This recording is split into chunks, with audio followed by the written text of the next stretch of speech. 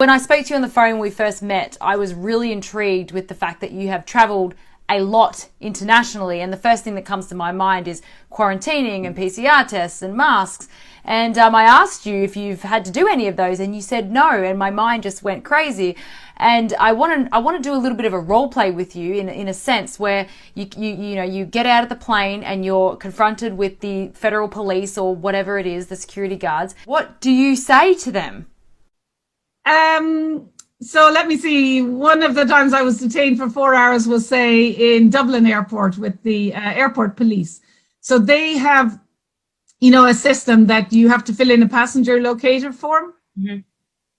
Yeah. And so what if you were to fill in a passenger locator form, you actually are waiving all of your rights and you agree to lock yourself up like a prisoner in your house for 14 days, right? By signing it, or by downloading any app and agreeing to the terms. So I have, never worn a mask in any of this and never filled in a passenger locator form. And so I obviously do not fill it in going on the flight, right? Okay, you don't download any app, but when you come back, of course I had to wait for the airport police that took like an hour and a half to come. And then I said, no, I am not filling it in because I am evoking my inalienable rights, which are rights that you are given to you by birth under a natural law, right? That we have freedom to travel.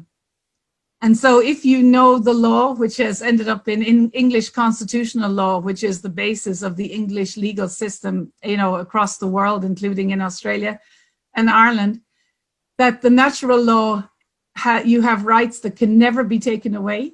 And you have a hierarchy of laws, which is the natural law, the rule of law, then the people, okay? Mm-hmm. And then the people bring the government into existence. And then you have the various arms of government, you have the parliament and the judiciary. But what's interesting in the constitutional law is that the government is brought into existence by the people, but that the government, the three tiers of government, cannot bring in any acts, statutes, guidelines, or regulations that infringe on the natural law rights, which are inalienable, given to us from our birth, can never be taken away. And those freedoms and rights include freedom of speech, freedom to think, freedom of association, freedom of assembly, bodily integrity, and access to justice. They can never be taken away. So when I evoke, right, my inalienable, so unalienable, right, it just cannot be taken away, right to freedom of travel to the police, I say to them then, because everyone who's in government, which is 4 tiers down, they swear an oath, right?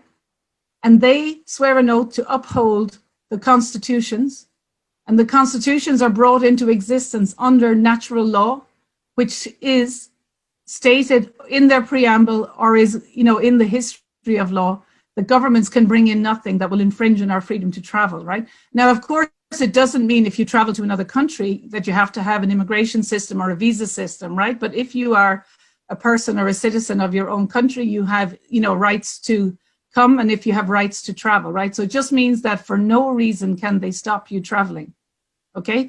Especially if you're returning home. And so I say to the guards then, are you acting under oath? Okay, everywhere. And then usually they don't answer, right? So I say yes or no. And then they try and arrest you and detain you. And I say, I'm going to video you.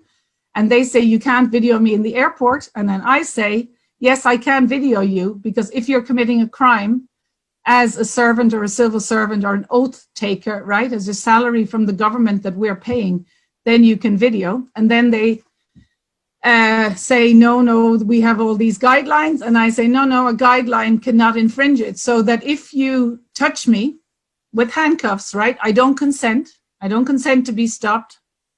And they obviously go in front of you to stop you. I don't consent to you touching me. And then I say, if you put handcuffs on, that's a crime of battery, right? Because I have rights. If you touch me or stop me traveling, you are acting outside your oath. That is unlawful. If you touch me or put handcuffs on me, that is a crime of battery, which is 5 years in prison. If a policeman does something unlawful, they actually go outside their protection of the police, right? And if you don't answer whether you're acting under oath, so if they were acting under oath, right, which they never say yes, because they know that what they're doing is unlawful. And if a policeman obviously admits to doing unlawful behavior and committing a crime, right, then of course that can be up to 20 years in prison, okay, for being in a police uniform committing a crime. So usually they don't answer. And then when they go to put the handcuffs on, I recorded that you are entering now into a contract and that my rate is, you can nominate a rate because it's contract law, right? You don't consent, but you're saying if you do that, and I say it will cost you 4,000 euros an hour, right? And usually you have 3 policemen. So usually after 4 or 5 hours, I was saying you, all of you will be 20,000, that I will inform them as well, that I will not pay any fine because it's unlawful. At that time, it was 6 months in prison, as up to a 10,000 fine, I think.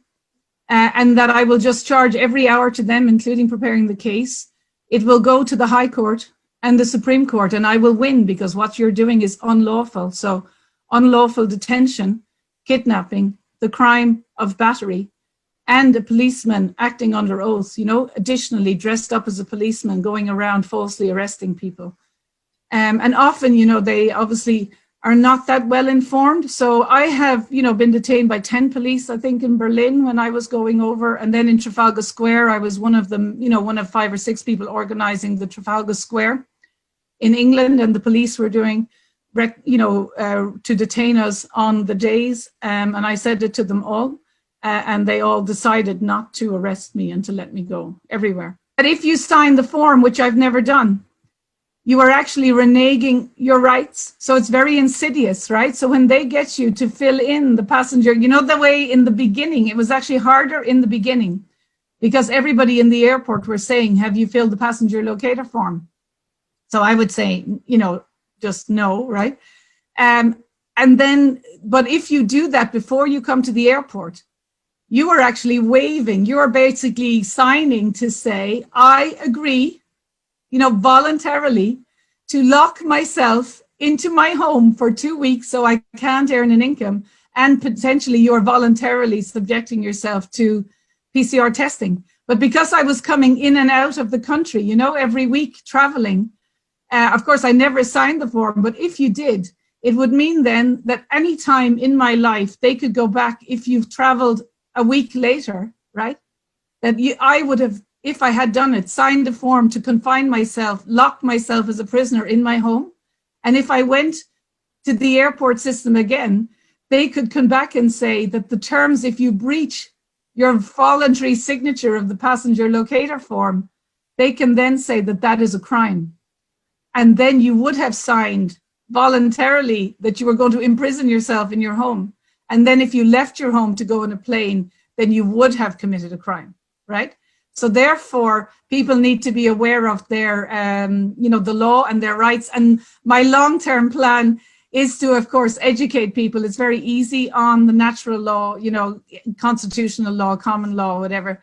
It's very easy, but just you don't waive your rights. So, Dolores, what you're telling me is the first thing that we need to do is not fill out any of those permit, border, crossing, whatever you want to call it, right? Is that what you're saying? That's what I'm saying, yeah. And we can go on. I've obviously set up Freedom Airway, right? freedomairway.com to provide a international travel, right? Which we'll talk about. But the thing in all this, like I've never worn a mask, right? Is the first thing you do is say no, okay? Because with natural law, right? You have, everyone has an inalienable, you know, well, inalienable rights, but also knows right from wrong. So you also know if you don't want to wear a mask or you don't want someone to tell you you can't travel, right? You know that it's wrong what they're doing. Ask or anything is to say no. And then someone has to force you, right, to do something you don't want to do. And you just use the words, I do not consent, right? And you know, we know that if someone does anything to you that you don't consent, generally, right? That's a crime. They know it, right? So that when you say no, you're actually pushing back on the individual that is now in a tyrannical, authoritarian way, forcing you to do something to your body, like wear a mask, or to imprison you in your home without your consent, right? And automatically you can actually sense it in your core, you know? People know right from wrong, children know right from wrong, that if they're forcing you to do something you don't want to do, that you know you've done all your life, that it's wrong.